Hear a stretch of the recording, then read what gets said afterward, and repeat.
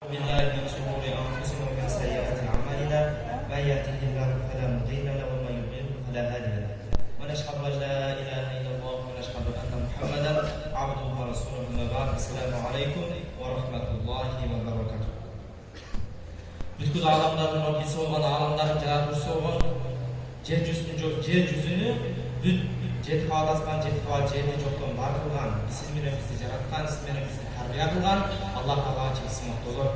Жана ушул ааламы, бүткүл кайнатты, бүткүл ааламды жаралуусуна себеп болгон, ал үчүн ал келбегенде бул аалам жаралмак эмес.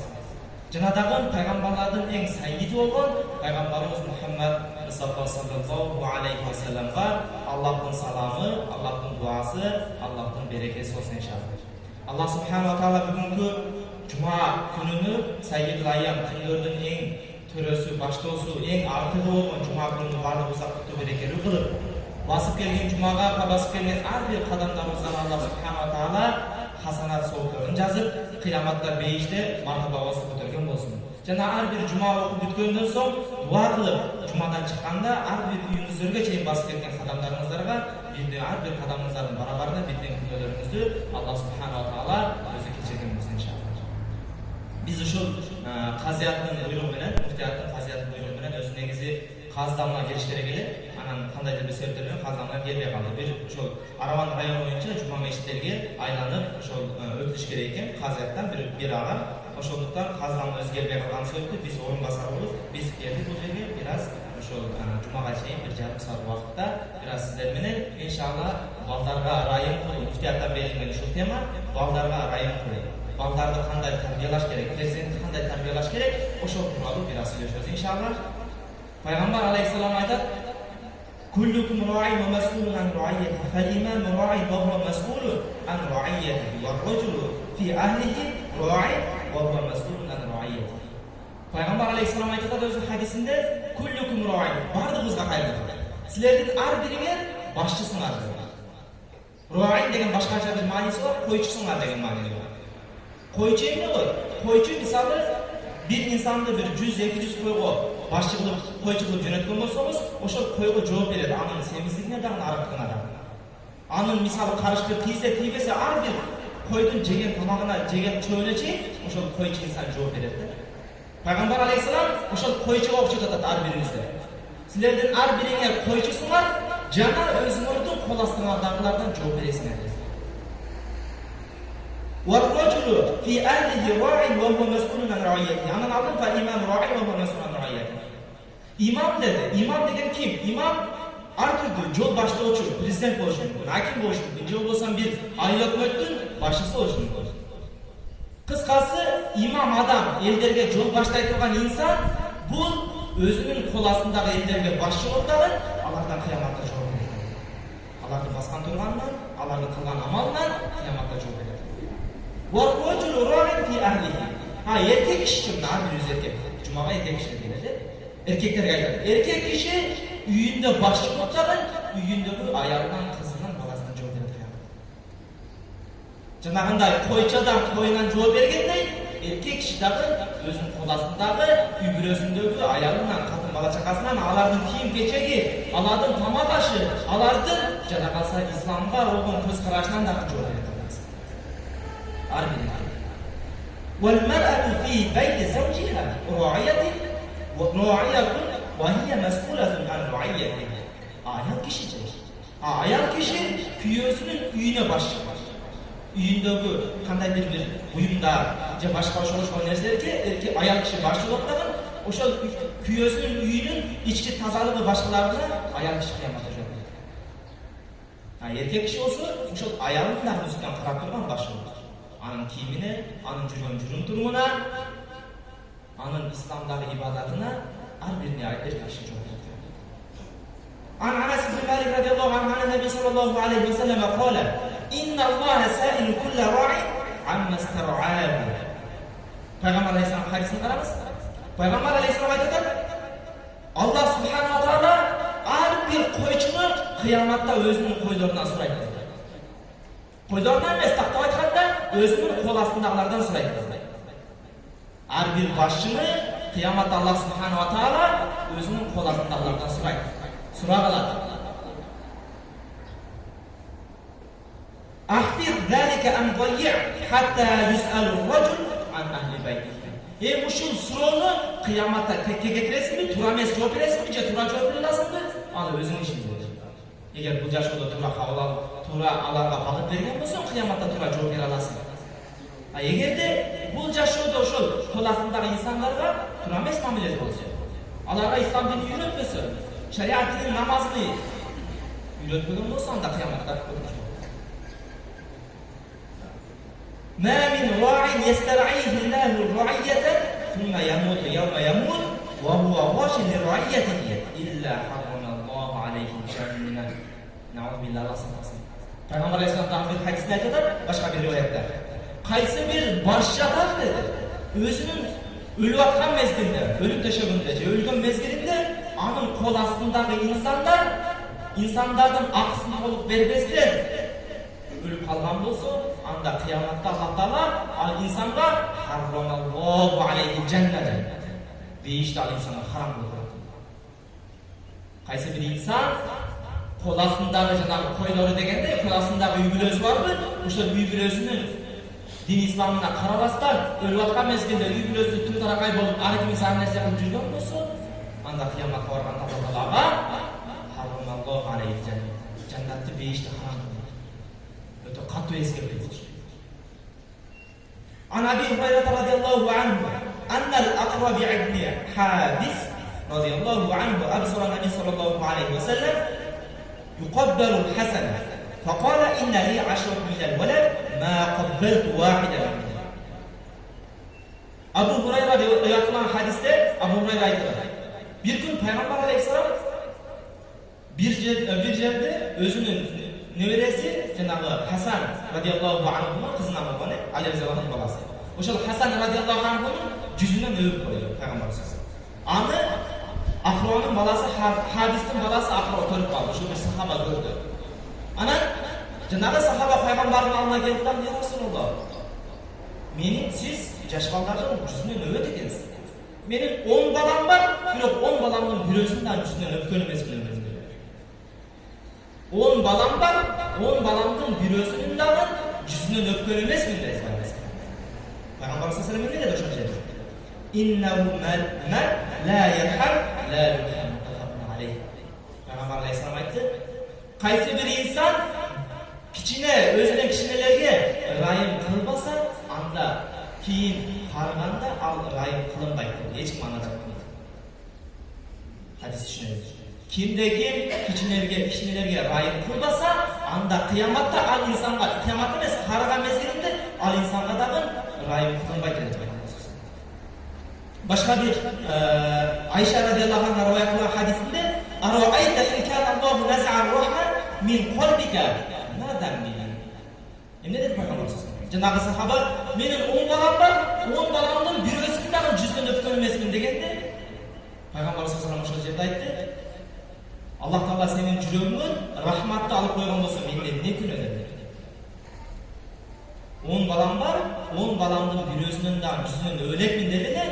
Allah Teala senin yüreğinden rahmatını, rayını alıp koygan bolsa mende ne күнөө dedi. Bu Allah Teala'nın rayını dedi. Bizim yüreğimizde perzentlerge, baldardı, alardı öbür emez, alarda rayın kolu. Allah Teala'nın bizim yüreğimizde sana rayını dedi. Eğer de sizin münözünüz, baldardan bolgan münözünüz öte kopul, öte kattu, hiç kaçan öpmeyi cevap olsa etmeye devam olsanız Kuday saklasın. Mümkün sizin de yüreğinizde Allah Teala özünün rayını alıp koygan. Allah saklasın. Eğer o şekilde cevap balki baldarga düşündürgöndө ар бир президенттерибизге, балдарыбызга, немерелерибизге düşündürgөн мезгилде ырайым менен, жумшактык менен түшүндүрүшкө аракет кылган. وقال رسول الله أكرم صلى الله عليه وسلم لعبد الله بن عباس رضي الله عنهما يا غلام إني أعلمك كلمات يحفظ الله يحفظك الله تجده تجاهك إذا سألت فاسأل الله وإذا استعنت Estaiz billah. Abu Hurayra radıyallahu anh aytadi, bir gün Peygamber aleyhisselam Abbas radıyallahu anh'ın balası Abdullah. Abdullah radıyallahu anh'ın mezgilinde ötüyor, kiçinekey bala diye. кичинекей бир 7-8 жашка деп келген. Şu 7-8 жаштагы кичинекей балага пайгамбардын берип аткан таалимине караңыз. Биз айтабыз да мисалы, бир жаш баланы көрсөк, мисалы бир чоңураак адамдардын аралашкан иштерине аралашкан болсо, чоңдордун ишине аралашпа деп четке сөз коебуз. Же аларга неме кылганда бир төлкө чуюк же уруу менен башка менен тарбия беребиз. Жок. Пайгамбар алейхисаламдын кичинекей балага берген тарбиясына караңыз. Пайгамбар саллаллаху алейхи кичинекей балага айтып аткан насихаты. Я гулам, инни уаллимука калимат. Ey balakay, men sana bir neçe sözlerdi үйрөтөмүн. Эгер ошол сөздөрдү жаттап, дайым ошол сөздөргө амал кылып жүрсөң, Аллах Таала сени иншалла сактап жүрөт дайым. Ал сөздөр кайсылар? Ида саалта фасалилла. Биринчиден, эгер сен сурай турган болсоң, биринчи, ардынан биринчи Аллахтан сура. Ва ида истаанта фастаин билла. Эгер сен бирөөдөн жардам сурагың келсе, биринчи Аллахка дуа кылып жардам сура. Жүрөгүндө калыс ниет болсун. وَعَلَمْ أَنَّ الْأُمَّةَ لَوْ اجْتَمَعَتْ عَلَى أَنْ يَنْفَعُوا بِشَيْءٍ لَمْ يَنْفَعُوكَ إِلَّا بِشَيْءٍ قَدْ كَتَبَ اللَّهُ لَكَ. Sen bilgindey, eğer Allah Subhanahu wa Taala eğer büt bardıq elderdi, toplulup sana ziyan verdiğini kalasa, hiç kimi ziyan vere almaydı. Eğer Allah anı kalab olan olsa. Sen bilgin, eğer büt insaniyat sana toplulup durup ziyan verdiğini kalasa, eğer takdirini Allah Taala ошону жазбаган болсо, сага зыян да берет эч нерсе. Руфиатул акла ва жаффатус сухуф. Бул тагдырлардын бардыгы жазылып коюлган. Лаухул мафузга жазылып коюлган. Кичинекей жаш балага айтып аткан насихатын караңыз. Мындай кылбат деп дароо уйган жок да Пайгамбар. Ар бир нерсени шар'ий түрдө исламда кандай көрсөткөн болсо, ошондой түрдө секин мудайымдык менен түшүндүрөт жаш балага. Sen yaş balarsın, sen düşünmeyizsin çoğunların söz degen yok. Al dedi çıkaramazsın. Peygamber Aleyhisselam'dan bir hadislerine geldi. وَيُكْسَى وَالِدَاهُ حُلَّتَيْنِ لَا يُقَوَّمُ لَهُمَا الدُّنْيَا فَيَقُولَانِ بِمَا كُسِينَا هَذَا فَيُقَالُ بِأَخْذِ وَلَدِكُمَا الْقُرْآنِ. Kıyamatta da Peygamber Aleyhisselam aytadi. Kıyamatta Atene'ye şunday bir tacı kiygizilir. Eğer al tacı bu жашоого жаралган болсо, ошол жашоодо ошол тажы болгондо, анда бул дүйнөнүн бардыгын нурга бөлөп коймок. Күндүн нурунан дагы тактап айтканда, нурдура кайсы бир ата-энелерге тажы кийгизилет. Андан кийин жанагы ата-эне айтат. Бима кусина хада. Буну эмне үчүн биз кийип атабыз? Бул тажы эмне үчүн бизге кийилип атат? Эмне үчүн бул башыбызга бул тажы коюлуп атат деп кыямат айтат. Жанагы ата-эне айтат. Cenab-ı Celle bi-ahdi fa'ufa yuqalu bi-ahdi waladikum al-Qur'an. Dağın aytılmadı. Sizlerden balalar Kur'an'da jattap, Kur'an'da kötürgöndüğü için bu tacı sizlerden başına kiyizinde. Baldardı, eğer Kur'an okutkan olsa, Kur'an'da jattatkan olsa, karakterimiz ardayım gelip, şu jerde okutur etken Allah razı olsun. Atenesine Allah razı olsun. Karakterimiz. Sebep, bu karını, bu alımdı anca-munca adına çağırıyor. Bu balanın özünün kan hareketinden emas. En birinciden atenenin oşun olan ıhlası, atenenin ustazga olan ıhlası, atenenin ilimge olan, Kur'an'a olan muhabbeti güçlülüğünden olur. Aparıyla medreseye taştap koysa bardığı karı olabilir mi? Ce bardığı ilim alabilir mi? Balkim atene oşun olan ıhlas menen, çın cürükten oşun hareket kılıp, daim duada var ya Rabbi. Men şu balamdı, şu жерге alıp barıp okuttum mene. Şu жерге medreseye taştadım. Al жерде uaqtını beker ketirmey, balkim Kur'an'ı jaktap kalsın dep ыйлап күнү күнү дуа кылгандыгы себептүү кар болот инсан. Алардын дуасы менен ушундай бир чоң мартабага жетишет. Мисалы өзүбүз карап көрөлүк, кече Союз мезгилинде мечит жок, медресе жок, башка жок. Аксакалдарыбыз жашынып жүрүп, мен аксакалдар менен сүйлөшкөнбүз. Жашынып жүрүп намаз окуган. Бирок ушул маалга, ушундай эркинчилик, дин эркинчилик заманга ушул аксакалдардын дуалары менен жетип келдик. Алар бизге дуа кылды. Я Rabbi, ушундай бир заман келсе экен, менин балдарым, перзенттерим ушундай бир кыйынчылык, сакал койгон уруксат болбой турган заманда жашап калбаса экен. Балким мечит медреселер ачылса экен деп, ушул аксакал аталарыбыздын, бабаларыбыздын дуасы менен келдик ушундай дин эркинчилик. Бала дагы кылдым ушундай, ата качан дуа кылат. ыйлап жүрүп дуа кылат, ихсан кылат, устаз болгон мухаббат болот, андан кийин бала каары болот, андан кийин бала илим алат да. Жана айтты жана Пайгамбарыбыздын хадисинде, ошондой мээнет үчүн атага, ата энеге ошондой мээнет үчүн кыяматта күндүн нурунан дагы нурдуу болгон дажы кезинет. Эми айтылды да. Эми ушундай ата энесине ушунча урмат болсо, анда ал каары баланы өзүнө канчалык урмат экен. Канчалык урмат көрсөткөн экен. Ата энесине эле ушунча урмат көрсөткөн. Келиңиз, балдарыбыздан каалар чыксын. Балдарыбыздан алымдар чыксын. Балдарыбыздан динге кызмат кылгандар чыксын. Ушул аракет кылган. Allah subhanahu wa ta'ala Kur'an-ı Kerim'de "Euzu billahi mineşşeytanirracim. Ya eyyuhellezine amenu qu enfusakum ve ahlikum nar ve quduha'n nas vel hijar 'alayha malaikatun ghiladun şidad la ya'suna Allaha ma amarahum ve yef'aluna ma yu'marun." Sadaqallahul azim. Allah subhanahu wa ta'ala aytıyor: "Ya eyyuhellezine amenu." Ey iman keltirgen bendeler. Qu enfusakum ve ahlikum nar. Sizler özünürdü jana özünürdün üylönürdü. Кандай дозок? Ал дозоктун отуну, тактап айтканда күйгүзүүчү отун бар, от жакканда отун менен күйгүзөбүз. Ошол дозоктун отундары адамдар жана таштар болот. Алейха малаикатун, ал дозоктун үстүндө ушундай бир периштелер болот. Гиладун шиддат ла ясуна ма амарахум. Алар ушундай бир катуу кол периштелер болот. Аллах эгер бир инсанды таштоого буйруса, алар эч качан Аллахтын айтканын кылбай коюшпайт. Райым кылабыз дейишпейт алар. Ошондой бир катуу кол периштелер бар болгон. Анын отуну адамдар жана таштар болгон. Дозоктон өзүңөрдү эмес, өзүңөрдүн үй бүлөңөрдү да сактагыла деп Пайгамбарыбыз. Аллах субханалла таала Куранда айткан нерсе. Келиңиздер, өзүбүз эле намаз окубастан, балким үй бүлөбүзгө да ошол динди, ошол намазды, ошол исламды, ошол илимди, ошол марифатты үй бүлөбүзгө да алып келишке аракет кылалы. Үй бүлөбүздө ошол марифаттан, ошол динден, ошол исламдан, ошол тарикаттан үй бүлөбүз дагы бир бахрасын бир мазасын тартып көрсүн ошол.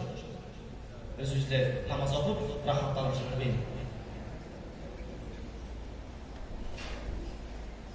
Анда Расулуллах sallallahu aleyhi ve sellem قال: "İza mata ibnu Adam inqata'a amaluhu illa min thalath: sadaqatun jariyatun ve ilmun yantafi'u bihin nas ve waladun salihun yad'u lahu." Пайгамбар sallallahu aleyhi ve sellem aytıyorlar, adam balası ölgönden keyin dedi. Her birimiz kimiz olmaz. Her bir adam ölgönden keyin anın soğuk eşikleri çabılar. Kabırga girdiniz, kabırga alıp barıp koydu bizdi, koygandan keyin boldu soğuk eşikleri çabılar. Siz soğuk amal kılalbaysınız. Siz ölmüyorsunuz. Bir soğuk jetmeysiz. Bирок эгер бул жашоодо 3 амалды аткарып кеткен болсо, ушул 3 амалдын себебинен инсан кабырга киргенден кийин дагы анын аркасынан сооп эшиктери жабылбай, балким ага сооп эшик жетип турат. Кабырга киргенден кийин. Карап көрөлү. Биз дагы өлгөндөн кийин ошондой кабырга дагы сооп бара турган амалыбыз бар бекен. Бир карап көрөлү. Биринчиси садакатун жария. Агып туручу садака. Агып туручу садака эмне? Мешит медресе салган болсо. Мечит медресенин бир кышына болсо дагы, бир кичине болсо дагы салымыбыз кошосо ошол нерсеге. Же сол жол салып, көпүрө салып, же бир суу жок айылга бир суу чыгарып берсеңиз. Бул садакайы жария. Сиз өлгөнүңүздөн кийин дагы эгер ошол суудан, же ошол мечиттен, ошол жолдон, ошол көпүрөдөн инсаният, мусулмандар пайдаланып аткан болсо, анын сообу кабырга киргенден кийин дагы жетип турат. Мисалы ушул мечитти салымына, салышына ким себепчи болгон болсо, ушунча инсан намаз окуп канча сооп алса, ошонун сообу мечитти салган инсанга дагы жетип турат. Садакай жария деп ушундай. Экинчиси ва'илмун янтафи'у бихин нас. Өзү илим алды, илимини бирөөгө шагирттерине берди. Алым болуп шагирт чыгарды. Бирөөлөргө Кур'ан үйрөтүп, Пайгамбар "Хайрукум ман та'аллама Кур'ан ва 'алламаху." Силердин эң жакшыңар Кур'анды үйрөнүп жана бирөөгө үйрөткөндөр. Ошондой эле Кур'анды бирөөгө үйрөтсөңүз, бир тамга болсо дагы бирөөгө үйрөтсөңүз, же болбосо ошондой бир дини, ислам динине өтө бир керектүү болгон китептерди бастырып чыгарган болсоңуз, кыскасы өзүңүздөн бир илимди калтырышка аракет кылган болсоңуз, анын дагы сообу кабырга киргениңизден кийин дагы эгер шагирттериңиз шагирт чыгарат, анын сообу уланып кете берет. Ошонун бардыгынын сообу биринчи устаз жетип турат, эч бир кем эмес. Эми үчүнчүсү кабырга киргенден кийин дагы жетип туруш амалдардын, собу жетип туруш амалдардын үчүнчүсү ва валадун солихун yad'ula. Артынан дуа кыла турган жакшы перзент калтырса дейт. Бир суроо. Мисалы жашыңыз 50-ге чыккан, 40-га чыккан, 30-га чыккан, же болбосо 60-70-ге чыккан. Бир өзүңүзгө суроолук көрүңүз. Неберелериңиздин арасынанбы, же балдарыңыздын арасынанбы сиз өлгөндөн кийин сизге дуа кыла турган барбы же жок деп. Бир карап көрүңүз. Барбы же жок деп. Сиздин артыңыздан ушул балдарыңыздан, неберелериңизден бирөө жарым сиздин аркаңыздан, я Робби, менин атам мен жаштыгымда ушундай тарбиялап чоңойтту эле, мен үчүн намазы калды эле деп дуа кыла турган бала барбы?